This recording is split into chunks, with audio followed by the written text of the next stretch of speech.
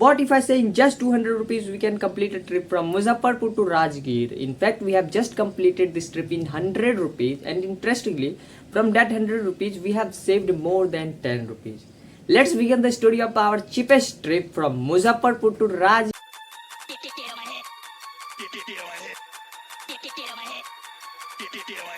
Welcome to my 13th blog of अबे जल्दी बोल, कल सुबह पनवेल नालंदा एक्सप्लोरिंग। तो अब हिंदी में बात करूँ, इतना इंग्लिश आ रहा था। तो ये दिन था हमारे 5th सेमेस्टर के एग्जाम के प्रैक्टिकल का आखिरी दिन का, जिसे फर्स्ट शिफ्ट तक कंप्लीट हो जानी चाहिए थी। किसी वजह से ये 3:30 बजे तक कंप्लीट हुई और हमारी ट्रेन का टाइमिंग 4:30 बजे थी। फटाफट रूम पे आके पैकिंग वैकिंग की और एज यूजुअल हमारी आदत सी हो गई थी कि हमेशा हर जगह लेट पहुंचने की, और हमें किस्मत का थोड़ा सा साथ मिल गया और हम इस ट्रेन को चढ़ने में सक्सेसफुल हो पाए।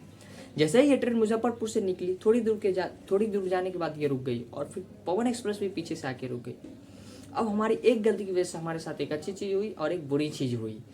बुरी चीज़ ये कि इस ट्रेन में चढ़ना हमारे लिए सबसे बड़ी गलती थी। जहाँ इतना ज़्यादा भीड़, हमारा पूरा दिमाग खराब हो गया।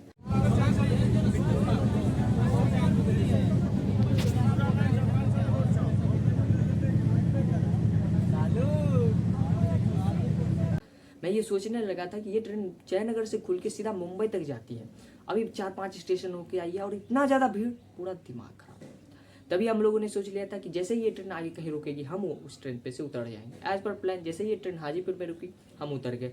और वहाँ हमारे साथ एक अच्छी चीज़ हुई कि वहाँ पे एक ट्रेन लगी हुई थी कि जो सीधा पटना जंक्शन तक जा रही थी। अब मुजफ्फरपुर में हम लोगों ने जिस ट्रेन को पकड़ा हुआ था वो सीधा पाटलिपुत्र तक जा रही थी। वहाँ से हमें 30 रुपये खर्चा करके जाना पड़ता पटना जंक्शन। अब उस ट्रेन में चढ़ने के बाद हमारे ये 30 रुपये भी बच गए। पटना जंक्शन पहुंचने के बाद हमें लग गई थी भूख। यहाँ में मिलते हैं 20 रुपये में 2 समोसे और छोले, जिसे खाने के बाद हम निकल पड़े थे अपने दोस्त के रूम पे, जो हमारे बजट के लिए सबसे बहुत ही महत्वपूर्ण भूमिका निभाई। अब यहाँ पटना जंक्शन से फिर सुबह में हमारी ट्रेन 4 बजे थी, जो कि हमें सीधा पहुँचाने वाली थी राजगीर 6। 2:30 बजे उठकर हम निकल पड़े थे पटना जंक्शन की तरफ। 3:15 बजे तक हम वहाँ पहुँचे और वहाँ शांति देखकर हमें सिर्फ एक ही चीज़ पता था कि हमें टीटी से बच के रहना।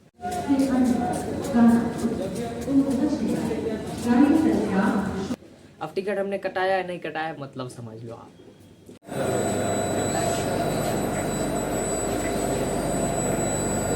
3:30 बजे ट्रेन निकल पड़ी थी। जैसे हम ट्रेन में बैठे, यहाँ भीड़ देखकर मुझे एक चीज़ तो पता चल गया है कि मांझी को भले ही फगुनिया से प्यार हो ना हो, लेकिन भीड़ को हमसे प्यार हो गया था। और मैं एक चीज़ कहना चाहता हूँ, भीड़ I don't like it, I avoid, but भीड़ loves me, he can't leave मी।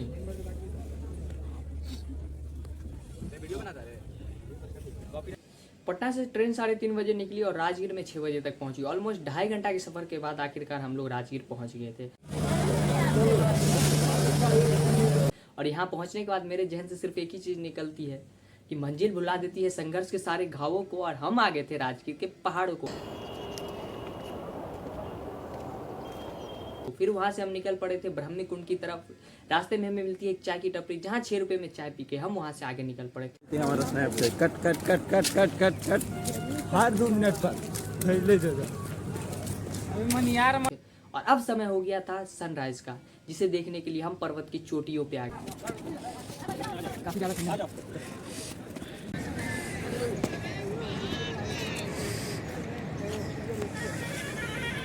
बस कर भाई, खिंचवा थे। और वहाँ से इस ब्यूटीफुल सिनेरियो का मजा लेने के बाद हम फिर से पहुँचते हैं ब्रह्म कुंड में स्नान करने।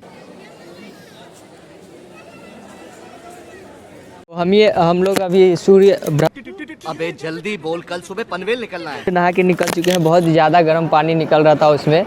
पहले तो 2 लोग गए, जिसने बहुत ज़्यादा टाइम लगा दिया ये सब नहाने में। उसके बाद हम लोग को बहुत ही कम ही समय मिला था और इतना ज़्यादा भीड़ था कि बहुत जल्दी ही निकलना पड़ा। तो अभी हम लोग घूमने के लिए जा रहे हैं जापानी मंदिर, और यहाँ से कुछ ही दूरी के बाद है जापानी मंदिर, और यहाँ आ गए हैं नज़दीक। देखते हैं क्या सब है घूमने के लिए।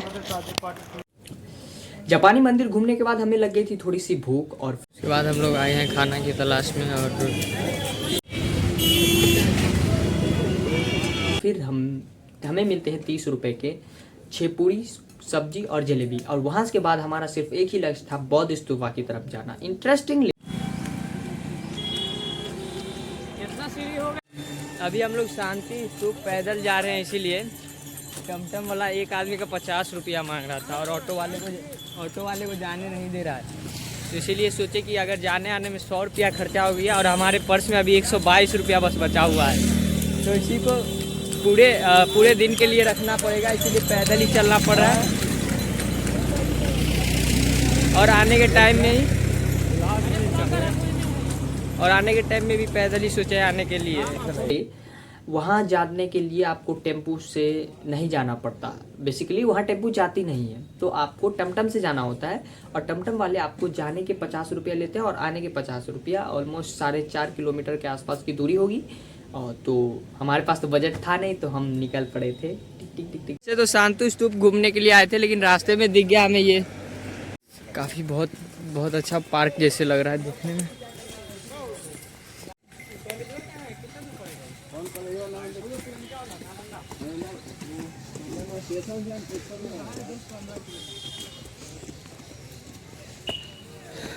ये है वो पहाड़ राजगीर का।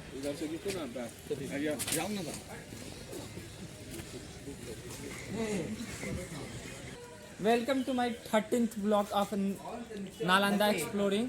थोड़ी दूर आगे चलने के बाद हमें मिलता है स्वर्ण भंडार, जिसके बारे में कुछ विशेष बातें आपको आगे पता चलेगी, जो हमें भी आगे पता चली। ऐसा कहा जाता है कि इस गुफा को अंग्रेजों ने तोप से तोड़ने की भी कोशिश की थी, लेकिन टूटी नहीं। फिर बाद में इसकी थोड़ी सी भूकंप की वजह से इसकी ऐसी हालत हो गई जो बाहर से आप लोगों ने देखी अभी। स्वर्ण भंडार पहुंचने के बाद हमें पता चला कि स्वर्ण भंडार मतलब बेसिकली बहुत लोग का ऐसा मानना है कि स्वर्ण मतलब लंबी सुरंग, भंडार मतलब गुफाओं का बहुत ज्यादा गुफा। तो यह सुरंग लंबा टर्नल और भंडार में सुरंगों का भंडार। वो दरवाजे के पीछे एक 3 माइल की लंबी गुफा है। यहाँ बहुत सारे गुफा है और जहाँ पे ऐसा कहा जाता है कि बौद्ध संगति भी हुई है। और इसी गुफाओं के अंदर जब अजातशत्रु ने अपने पिता बिंबिसार को जेल में डाल दिया था, तो उनकी माता क्रोधित होकर अपने सारे सोने जवाहरात को इन्हीं गुफाओं में रखकर इनको कैद कर दिया गया। यहाँ के राजा बिंबिसार थे। बिंबिसार का बेटा अजातशत्रु देवदत्त के बहकावे में आकर करके अपने पिता को जेल में तड़पा करके मार डाले। उनके गुस्से में अजातशत्रु की माँ रानी सुभद्रा, उनके पास जितना धन संपत्ति खजाना था उसके पीछे एक भिक्षु थे, उनको दान में दे दिए। और यहाँ से हमें एक चीज और पता चली कि यहाँ राजगीर में गर्म पानी के कुंड का राज भी हमें पता चला। इसी पहाड़ की जड़ी से गर्म पानी का कुंड झरना निकल रहा है। गर्म पानी गंधक, सल्फर, रेडियम, लोहा से टच होकर के आ रहा है। स्वर्ण भंडार को देखने के बाद हम निकल पड़े थे बौद्ध स्तूपा की तरफ। रास्ते में हमें मिलता है जंगल सफारी, जहाँ की बजट की वजह से हम लोग वहाँ नहीं जा पाए। और वहाँ से ऑलमोस्ट 10 मिनट पैदल चलने के बाद हम लोग पहुँच गए थे बौद्ध। नीचे से पहाड़ की ऊंचाई देखकर मुझे ऐसा लग रहा था कि हम लोग बहुत ही जल्दी पहुँच जाएंगे, और यहाँ मैं गलत साबित होता हूँ और मुझे ऑलमोस्ट 1.5 घंटा लग गए थे वहाँ पहुँचने में। जैसे जैसे ऊपर जाते वैसे वैसे और थकते जाते हैं। चढ़ा वैसे तो चढ़ने में हमारी हालत ख़राब हो रही थी, लेकिन इन वादियों को देख के हमें अंदर से एक ऊर्जा महसूस होने लगती थी। वैसे तो ट्रैकिंग मुझे काफ़ी आसान लगती थी, लेकिन ये इतना आसान है नहीं। और मैं एक चीज़ कहना चाहूँगा कि हमने एक गलती की थी, वो थी कि पानी बहुत कम लाया था। हमें लगा ये ठंडी का टाइम है, पानी बहुत ज़्यादा नहीं लगेगा, लेकिन फिर भी आज यहाँ बहुत ज़्यादा पानी की ज़रूरत पड़ रही थी हमें। दूर सफ़र करने के बाद जैसे ही हम थोड़ा सा आराम करते तो हमें लगता है कि हमने एक लेवल पार कर दिया है। अब मुश्किलें थोड़ी सी कम हो गई थी। जैसे जैसे ऊपर मैं चढ़ रहा था, वहाँ के आसपास की वादियाँ देखकर मुझे बहुत ही ज़्यादा प्रसन्न हो रहा था और मुझे ये लग रहा था मेरे लाइफ का एक बेस्ट ट्रिप साबित हुआ। अभी हम यहाँ तक पहुँचते पहुँचते बहुत ज़्यादा थक चुके हैं, तो अब हम थोड़ी देर आराम करेंगे और फिर से घुमाई चालू करेंगे।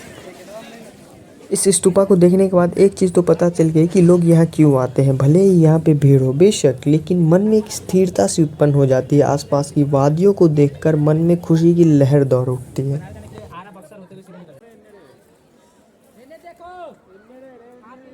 और ऑलमोस्ट ऊपर में हम लोगों ने 1 से 1.5 घंटा टाइम स्पेंड किया और फिर हम लोग बहुत ही जल्दी नीचे आ पाए। बस अच्छी सी बात ये थी कि हमारे पास, हम लोग ठंडी के टाइम में गए थे तो हमें बहुत ही ज़्यादा पानी की ज़रूरत नहीं पड़ी। अगर ये बहुत गर्मी का टाइम होता तो हमें बहुत ज़्यादा पानी की आवश्यकता हो सकती थी, हर 4-5 मिनट में प्यास लगती। लेकिन ये ठंडी का टाइम था तो उसमें ज़्यादा सिर्फ 1 बॉटल में ही हमारा काम हो गया था।